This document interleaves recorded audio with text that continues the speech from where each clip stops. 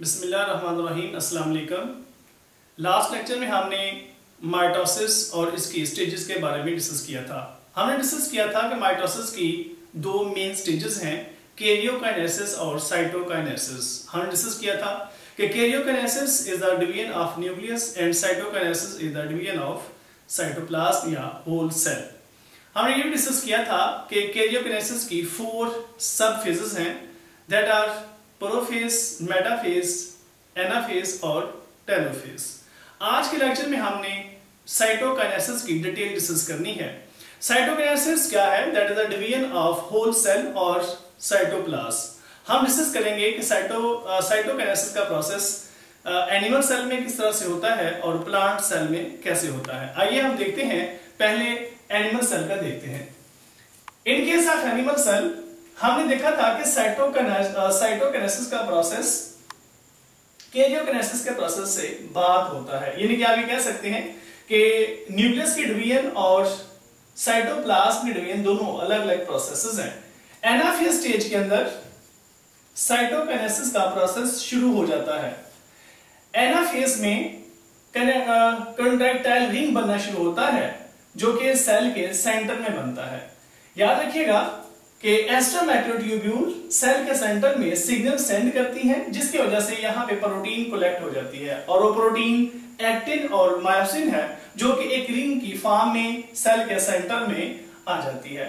और ये साइटोकाइनेसिस का प्रोसेस एनाफेज में स्टार्ट होता है, लेकिन ये सही अपेयर टेलोफेज में होता है। इसका सही जो अपीयरेंस है वो हम ऑब्जर्व कर सकते हैं टेलोफेज में। टेलोफेज में ये जो कॉन्ट्रैक्टाइल रिंग बनना शुरू हुआ था एनाफेज में, यहां पे कॉन्ट्रैक्ट कर जाता है और सेल को दरमियान से पिंच कर देता है, जिससे एक फरो बनती है जिसको हम कहते हैं क्लीवेज फरो। हम साइटोकाइनेसिस को साइटोप्लाज्म क्लीवेज भी कहते हैं या साइटोप्लाज्मिक क्लीवेज भी कहते हैं, क्योंकि यहाँ पे साइटोप्लाज्म डिवाइड होता है। क्लीवेज का मतलब आपको पता होना चाहिए कि डिवीजन से रिलेटेड है या इसको डिवीजन कहते हैं। फरो मीन बेंडिंग इनवर्ड, तो यहाँ पे सेल अंदर की तरफ बेंड हो रहा है इस वजह से, या और साइटोप्लाज्म डिवाइड भी हो रहा है इस वजह से इसको क्लीवेज फरो का नाम दिया गया है। इसके बाद यही कॉन्ट्रैक्टाइल रिंग मजीद अंदर की तरफ बेंड करता है और 2 सेल बनाने में हेल्प करता है। आप यहां देख रहे हैं कि एक सेल से 2 सेल बनते हुए नजर आ रहे हैं। दोनों सेल की प्लाज्म रिंग अंदर की तरफ बेंड कर रही है और फाइनली ये कॉन्ट्रैक्टाइल रिंग मजीद बेंड करता है, जिसकी वजह से दोनों सेल की प्लाज्म रिंग एक दूसरे के साथ जाके मिल जाती है और दोनों सेल एक दूसरे से अलग अलग हो जाते हैं और एनिमल का एक सेल 2 सेल में डिवाइड हो जाता है। यहां पे एक और बड़ी अहम बात गौर करने के काबिल है कि एनाफेज में क्रोमोसोम्स अपने रिस्पेक्टिव पोल की तरफ मूव कर रहे हैं, जबकि टेलोफेज में वो अपने रिस्पेक्टिव पोल में पहुंच चुके हैं। और एनाफेज में न्यूक्लियस नहीं बना हुआ, जबकि टेलोफेज में न्यूक्लियस बनना शुरू हो गया है। जैसे जैसे हम एनाफेज से टेलोफेज की तरफ मूव कर रहे हैं, क्रोमोसोम कंडेंस्ड फॉर्म से डीकंडेंस्ड फॉर्म में भी जा रहे हैं। यानी कि हम ये कह सकते हैं कि क्रोमोसोम क्रोमेटिन में कन्वर्ट हो रहे हैं और न्यूक्लियस वाज़ेह होता चला जा रहा है। हम ये भी यहाँ पे नोट कर रहे हैं कि सेंट्रोसोम भी डिवाइड हो रहा है।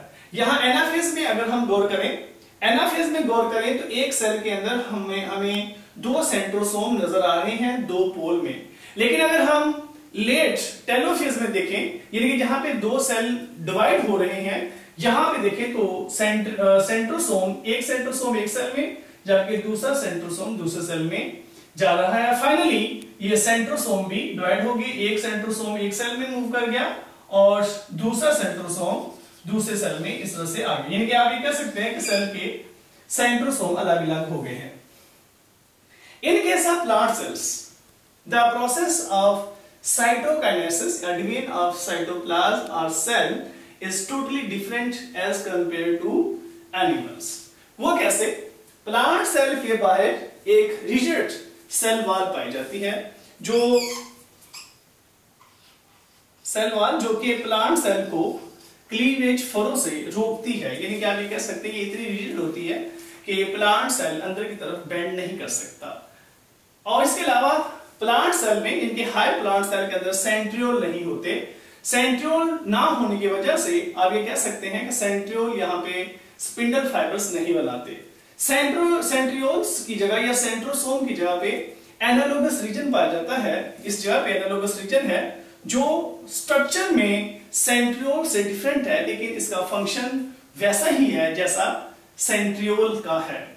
लेटेस्ट इससे ये पता चलता है कि ये analogous region actually Golgi apparatus है जो कि स्पिंडल फाइबर बनाने में हेल्प करता है। प्लांट सेल के अंदर ये एनाफेज स्टेज ही है और यहां पे भी क्रोमोसोम अपने रिस्पेक्टिव पोल की तरफ मूव कर रहे हैं। इसके नेक्स्ट जो फेज है दैट इज टेलोफेज, और टेलोफेज में आप लोग नोट कर सकते हैं कि यहाँ पे न्यूक्लियस दोबारा बन रहा है और क्रोमोसोम अपने अपने रिस्पेक्टिव पोल पे पहुंच चुके हैं और स्पिंडल फाइबर्स या जो माइक्रोट्यूब्यूल्स थे वो डीजेनरेट होती हुई नजर आ रही हैं। फाइनली यहाँ पे अगर गौर करें तो क्रोमोसोम्स दोबारा से क्रोमेटिन में चेंज हो चुके हैं, न्यूक्लियस वाज़ेह नजर आ रहा है और यहाँ पे गोल्जी ऑपरेटस दोनों सेल्स में मौजूद है, क्योंकि गोल्जी ऑपरेटस भी इंटरफेज में, क्योंकि ये ऑर्गेनेल्स है, ये इंटरफेज में डुप्लीकेट हो चुकी होती है, ये भी सेल डिवीजन के दौरान ये भी डिवाइड होती हैं।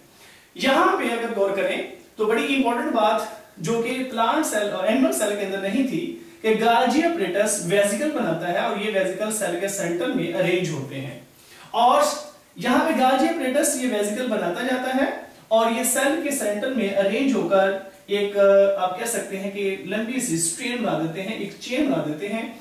जैसे ही गोल्जी ऑपरेटस मजीद ये गोल्जी वेसिकल को रिलीज करता है तो ये गोल्जी वेसिकल आपस में एक दूसरे के साथ फ्यूज कर जाते हैं और फ्यूज करने के बाद सेल के दरमियान में एक प्लेट बनती है जिसको हम सेल प्लेट कहते हैं और इसका दूसरा नाम फ्रेगमोप्लास्ट भी है। फ्रेगमोप्लास्ट एक्चुअली दो वर्ड का कॉम्बिनेशन है। फ्रेगमो मीन बैरियर और plast you know that is the living content of cell. यानी कि आप ये कह सकते हैं कि सेल के लिविंग कंटेंट के दरमियान में एक बैरियर बन गया है जिसको हम फ्रेगमोप्लास्ट कहते हैं या सेल प्लेट का नाम देते हैं। फाइनली ये सेल प्लेट या फ्रेगमोप्लास्ट सेंटर से डिवाइड हो जाती है और ये डॉटर सेल यानी कि न्यू सेल की प्लाज्मा मेम्ब्रेन बना देती है। क्या बन जाती है स्टूडेंट्स? इससे प्लाज्मा मेम्ब्रेन यानी कि नए सेल की प्लाज्मा मेम्ब्रेन बन जाती है। इस प्लाज्मा मेम्ब्रेन के अंदर प्रीकर्सर्स पाए जाते हैं नई सेल वॉल के, यानी कि हम कह सकते हैं कि इसमें सेलुलोज और पेक्टिन दोनों ही पॉलीसेकेराइड्स हैं, इनके प्रीकर्सर्स या बिल्डिंग ब्लॉक्स पाए जाते हैं जिनसे न्यू सेल वॉल बन जाती है, न्यू सेल वॉल।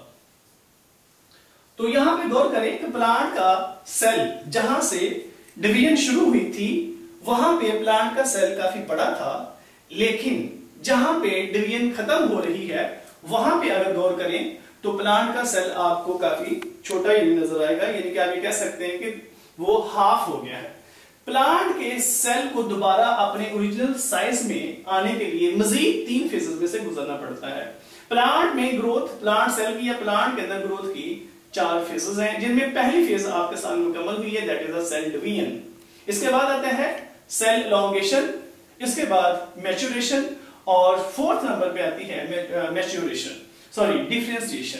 तो ये 4 स्टेजेस हैं, cell division, cell elongation, maturation और डिफरेंशिएशन। उसके बाद दोबारा से सेल डिवाइड करेगा।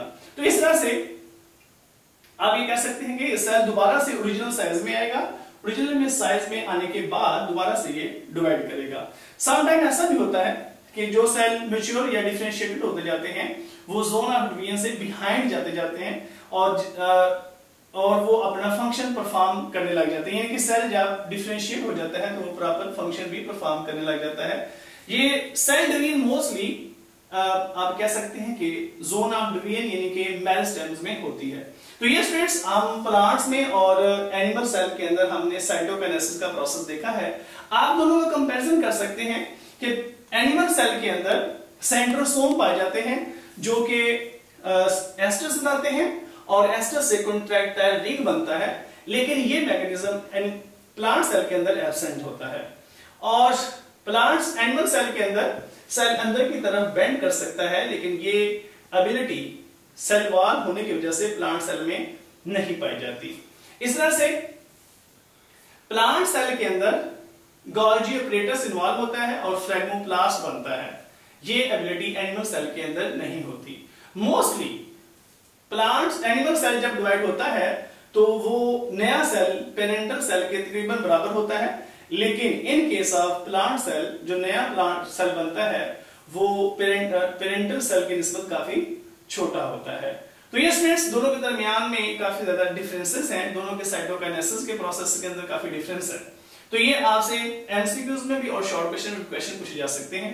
आइए हम एक नया टॉपिक डिस्कस करते हैं, that is the importance of mitosis. Mitosis की हमारी लाइफ में, जानदारों की लाइफ में क्या इंपॉर्टेंस है, ये एक अलग से क्वेश्चन है। आइए हम इसको भी डिस्कस करते हैं। तो पहला इसमें पॉइंट है that is the equal distribution of chromosomes. Mitosis के दौरान क्रोमोसोम की इक्वल डिस्ट्रीब्यूशन होती है, यानी कि डॉटर सेल्स के अंदर। आप ये कह सकते हैं कि जितने क्रोमोसोम पेरेंटल सेल्स के अंदर थे उतने ही डॉटर सेल्स में होंगे। यहाँ पे क्रोमोसोम की तादाद हमेशा कांस्टेंट रहती है, क्रोमोसोम चेंज नहीं होते। जितने क्रोमोसोम पेरेंटल सेल्स में होंगे उतने ही डॉटर सेल में मौजूद होंगे। The second one that is crossing over, no crossing over. यानी कि आप ये कह सकते हैं कि माइटोसिस में मियोसिस की तरह क्रॉसिंग ओवर नहीं होती। मियोसिस के अंदर क्रॉसिंग ओवर होती है जहां पे जेनेटिक वेरिएशंस आती हैं। माइटोसिस के अंदर कोई क्रॉसिंग ओवर का प्रोसेस नहीं होता। इस वजह से इसमें आप कह सकते हैं कि जेनेटिक रिकॉम्बिनेशन नहीं होती। जिस तरह के क्रोमोसोम पेरेंटल सेल्स में पाए जाते हैं सेम वैसे ही क्रोमोसोम डॉटर सेल में होंगे, या वैसे ही जेनेटिक इंफॉर्मेशन डॉटर सेल में पाई जाएगी। The third one that is asexual production. Asexual production is also carried out through the process of mitosis. Asexual production में plants के अंदर ये बहुत कॉमन प्रोसेस है, जैसे कटिंग का प्रोसेस, जैसे लेयरिंग का, जैसे बडिंग का। इसके अलावा और भी प्रोसेसेस हैं जो प्लांट्स में आम हैं। तो वो सारे के सारे कैसे ही होते हैं, माइटोसिस की वजह से ही होते हैं।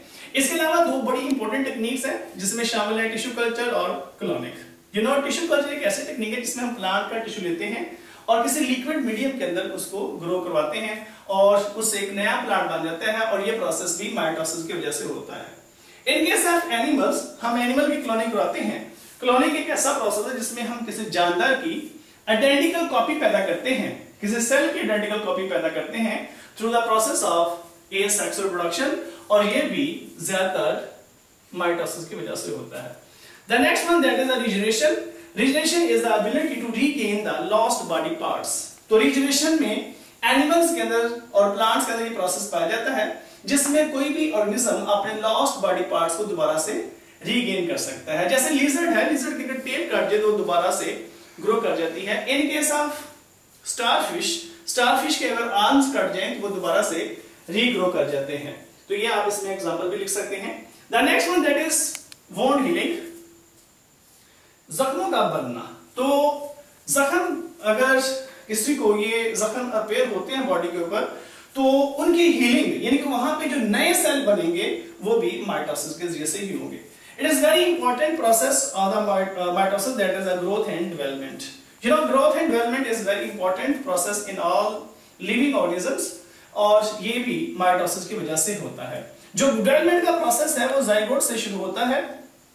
Zygote, that is formed by the fusion of egg and sperm. It is diploid cell, 2n cell है, और इसमें डिवीजन होती है, क्लीवेज होती है। इसमें डिफरेंट स्टेजेस में से ये गुजरता है और ये अडल्ट ऑर्गेनिज्म बनता है, और अडल्ट होने तक या इसके बाद भी जानदार के अंदर माइटोसिस होती रहती है। अडल्ट होने के बाद उसमें ग्रोथ शुरू हो जाती है, और ग्रोथ भी माइटोसिस के थ्रू ही होती है। पूरी बॉडी के अंदर, किसी एनिमल की बॉडी में, किसी प्लांट बॉडी में ग्रोथ और डेवलपमेंट के दौरान सारी की सारी माइटोसिस होती है और नए सेल बनते जाते हैं और बॉडी के अंदर बॉडी के साइज में इजाफा होता जाता है। मियोसिस का प्रोसेस सिर्फ सेक्सुअल ऑर्गन में होता है और वहां पे वो स्पर्म और एग यानी कि गैमेट्स बनाने में हेल्प करती है मियोसिस का प्रोसेस। बाकी पूरी बॉडी के अंदर माइटोसिस ही होती है। The next one that is sexual reproduction. कुछ ऐसे ऑर्गेनिज्म भी हैं जिनमें सेक्सुअल प्रोडक्शन माइटोसिस से होती है, जैसे इन case of bryophytes, lower plants में शामिल हैं। इनमें सेक्सुअल स्ट्रक्चर हैप्लॉइड होती हैं, जिसको हम कहते हैं एंथ्रीडिया और आर्चिगोनिया। एंथ्रीडिया और आर्चिगोनिया ये सेक्सुअल स्ट्रक्चर्स हैं और ये दोनों ही हैप्लॉइड होती हैं। एंथ्रीडिया हम इसको मेल पार्ट कहते हैं, आर्चिगोनिया इसका फीमेल पार्ट है।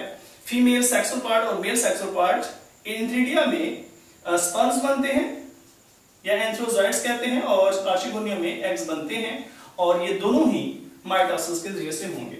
इन केस ऑफ एनिमल्स जैसे honey bee males, honey bee males ये भी हैप्लॉइड होते हैं और इनमें भी माइटोसिस होगी। माइटोसिस के जरिए से ये स्पर्म प्रोड्यूस करते हैं। तो हम ये कह सकते हैं कि माइटोसिस हैप्लॉइड और डिप्लॉइड दोनों जानवर में पाई जा सकती है। माइटोसिस सेक्सुअल प्रोडक्शन में भी बहुत इंपॉर्टेंट है और इसका स्पर्म और एग बनाने में बहुत अहम किरदार है। तो ये स्टूडेंट्स था आज का टॉपिक। इंशाल्लाह हम नेक्स्ट टॉपिक में कैंसर की डिटेल पढ़ेंगे, जो कि एक एबनॉर्मैलिटी है बॉडी के अंदर, जो कि माइटोसिस की आप कह सकते हैं एक एबनॉर्मैलिटी है, जिसको हम नेक्स्ट लेक्चर में डिटेल से पढ़ेंगे। अपना बहुत ख्याल रखिएगा। अल्लाह हाफिज।